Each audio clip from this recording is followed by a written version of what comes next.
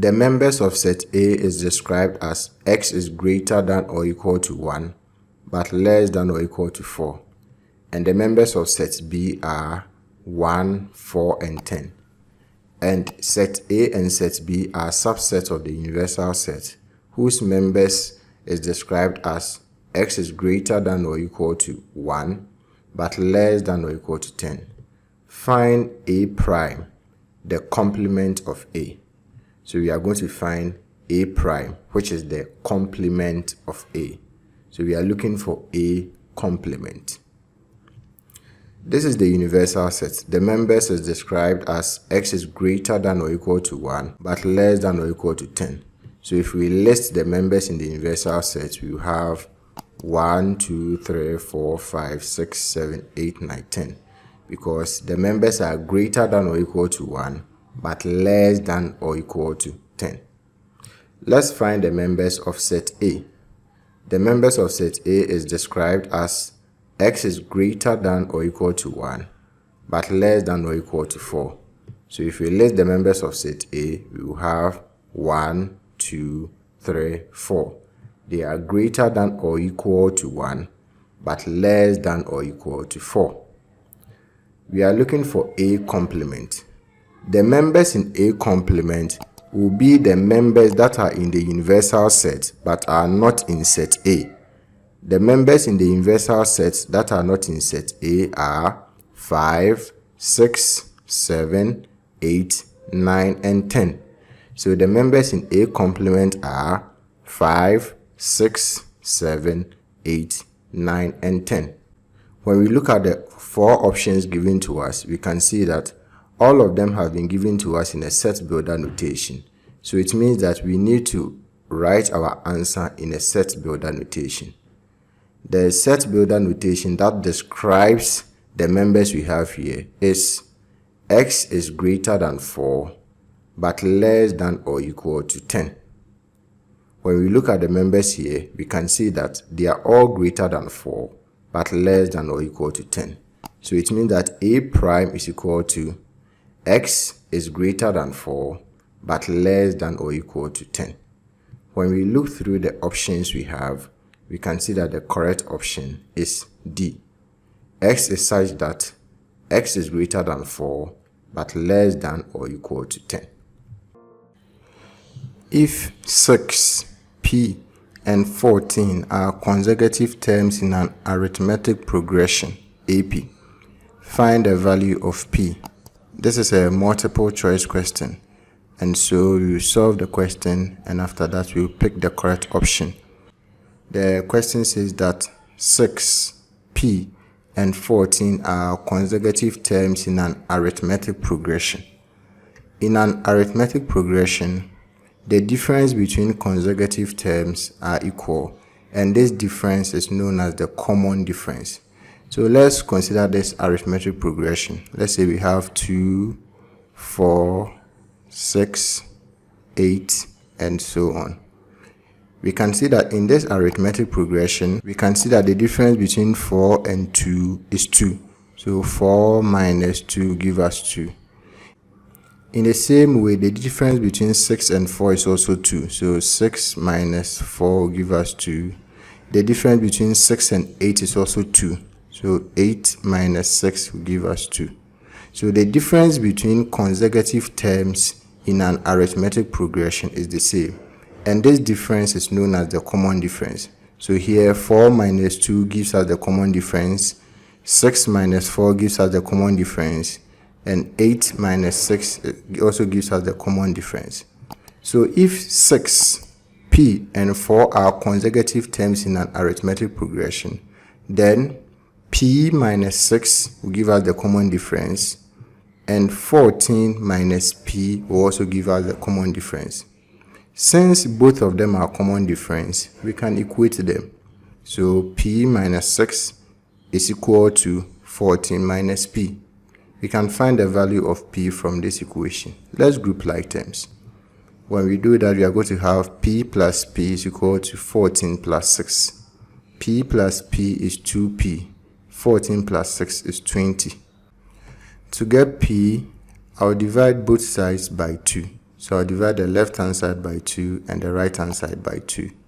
2 and 2 will be gone, and so P will be equal to 20 divided by 2, and 20 divided by 2 is 10. So it means P is equal to 10. When we look through the options given to us, we can see that the correct one is C.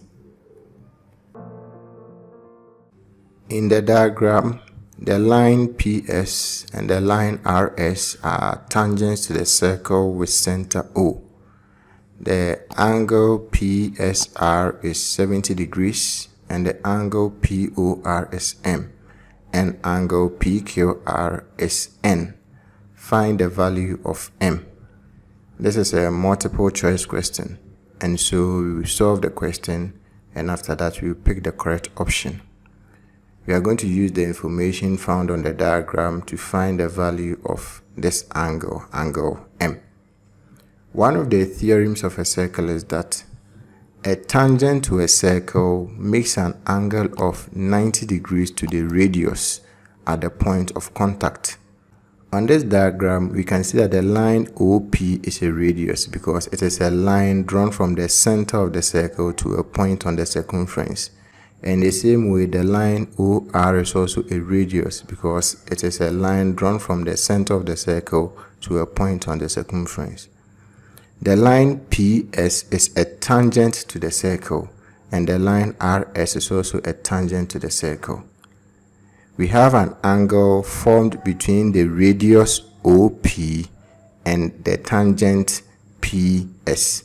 The theorem says that the tangent to a circle makes an angle of 90 degrees to the radius at the point of contact, which means that the angle formed between the radius and the tangent is 90 degrees. So the angle formed here is 90 degrees. And the same way, the angle formed here is also 90 degrees. So angle OPS is 90 degrees. And angle ORS is also 90 degrees.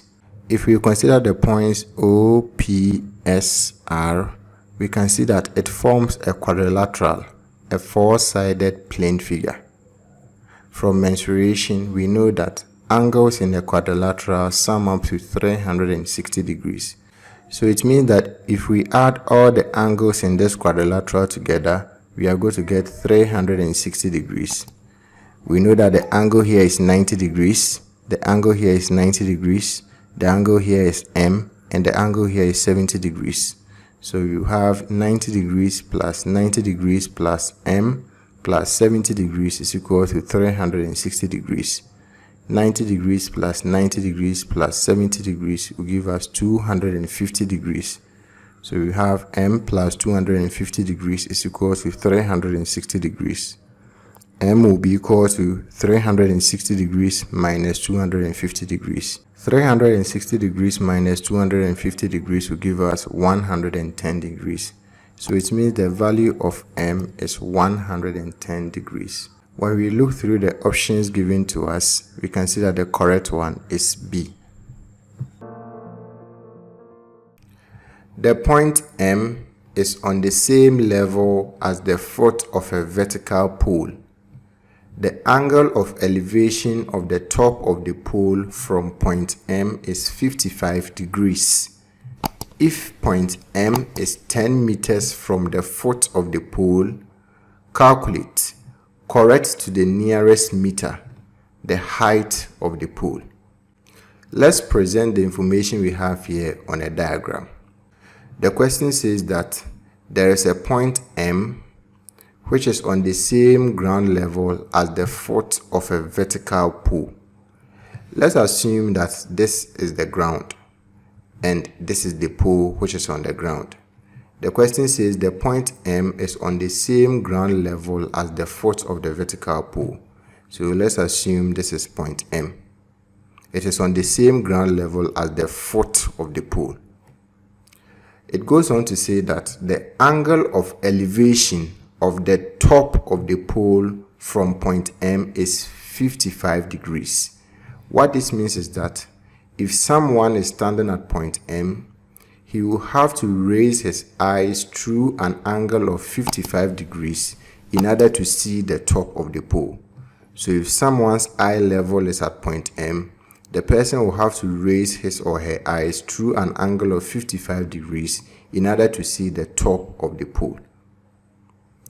The question continues to say that point M is 10 meters from the foot of the pole. So it means that the distance between point M and the foot of the pole is 10 meters. So the distance from here to here is 10 meters. We are going to use this information to calculate the height of the pole and correct our answer to the nearest meter. Let's call this point here B and this point here C. So as you can see from the diagram, the length BC will give us the height of the pole. The question says that the pole is a vertical pole. So it means that the angle between the pole and the ground is 90 degrees. If the angle between the pole and the ground is 90 degrees, then it means that the triangle MBC is a right-angled triangle. If the triangle MBC is a right-angled triangle, then we can use any of the trigonometric ratios to find the length of the side BC, which will give us the height of the pole. This angle here is 55 degrees. The side BC is opposite to 55 degrees, and the side MB is adjacent to 55 degrees. We have opposite and adjacent. So it means that we have to use tan, because tan will give us opposite divided by adjacent. So here, tan 55 degrees will be equal to the opposite side, which will be the length of the side BC, divided by the adjacent side, which will be the length of the side MB, which is 10 meters. So to get BC, I'll multiply both sides by 10 meters. I'll multiply the left-hand side by 10 meters and the right-hand side by 10 meters. And you see that 10 meters and 10 meters will cancel each other out. So BC will be equal to 10 meters times tan 55 degrees. 10 meters times tan 55 degrees will give us 14.3 meters. So the length of the side BC, which is the height of the pole, is 14.3 meters. But remember, the question said we should correct our answer to the nearest meter. If we correct 14.3 meters to the nearest meter, we will have 14 meters. So it means that the height of the pole corrected to the nearest meter is 14 meters. The graph below shows a relationship between x and y. What is the set of values of x for which y is equal to 0? This is a multiple choice question, and so we will solve the question, and after that we will pick the correct option. The line y is equal to 0 is the x-axis. So the values of x for which y is equal to 0 will be the x-coordinates of the point where the x-axis meets the curve.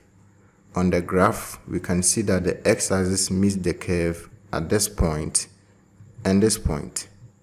The x-coordinates there are -4 and 2. So it means that on this graph, the values of x for which y is equal to 0 are -4 and 2. When you look through the options given to us, you can see that the correct option is B.